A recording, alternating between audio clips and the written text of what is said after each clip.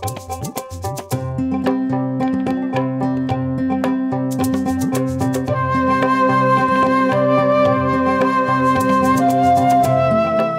আজহা উপলক্ষে সময় সংবাদের বিশেষ আয়োজন ক্যাটল ফার্ম অনুষ্ঠানে আপনাদের স্বাগত জানাচ্ছি আমি ওবায়দুল হক।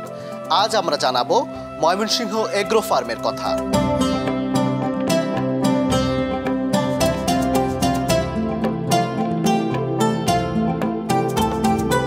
কিভাবে আপনারা যাত্রা শুরু করলেন খামার?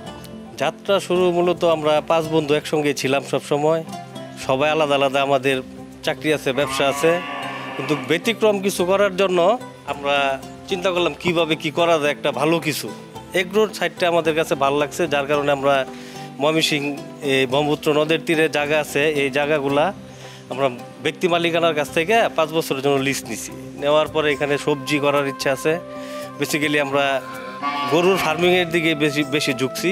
2019 সাল থেকে শুরু করছি। প্রথমে 5টা গরু ছিল, তারপরে এইভাবে বাড়তে বাড়তে 25টা হইলো 1 বছরে। ওইখান থেকে আমরা রিকভার করতে করতে 2024 এখন আমাদের গরুর সংখ্যা আছে 70। দেশি গরুটা আমরা বেশি টার্গেট করি।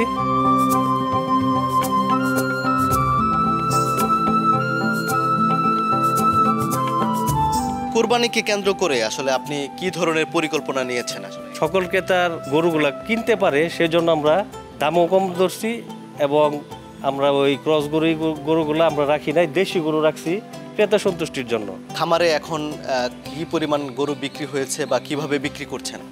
জি, আমাদের ফার্মে গরু ছিল 70টা দেশি গরু, 40-42টা বিক্রি হয়েছে, আরও 30-35টা আছে।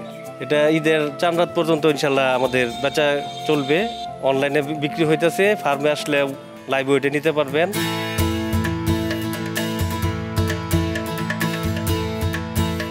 কোন গরুটা কিরকম ওজন এবং এই বিষয়ে একটু বিস্তারিত ব্যাখ্যা দিবেন? এই সামনে যে গরুটা দেখতে পাচ্ছেন, এটার ওজন আছে 280+, কম হবে না। এটা আমাদের নিজস্ব নার্সারির গরু, দেশি জাতীয় গরু। তারপরে আছে 250 কেজির, এটাও আমাদের নিজস্ব প্রোডাকশন। সবগুলো গরু দাচ্ছে, কুরবানির জন্য উপযুক্ত।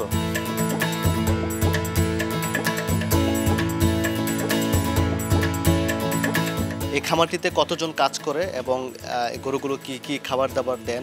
খাবার স্টাফ আছে 3 জন, সার্বক্ষণিক আছে, ওরাই এগুলা লালন পালন করে।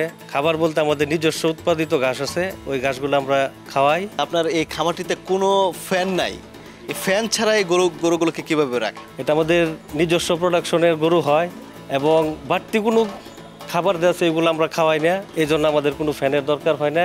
গরু ঘাস খাচ্ছে, ভুসি খাচ্ছে, এই খাচ্ছে, আরাম করে ঘুমাচ্ছে।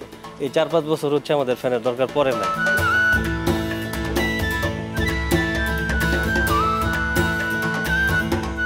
এই গরুর লালন পালন করতে গিয়ে আসলে কোনো রোগবালাই হয় কিনা, বা রোগবালাই হলে সেগুলো প্রতিষেধক? প্রাণী সম্পদ অফিসের সাথে আমাদের যোগাযোগ আছে, ওনারাই আমাদের সার্বক্ষণিক সহযোগিতা করে। আমাদের নিজস্ব ডাক্তার আছে, প্রত্যেক শুক্রবারে আসে, এবং জরুরি হইলে যেমন খুরা রোগ আছে, মুখে ঘা হইলে হইলে, এর জন্য আমাদের ডাক্তার আছে।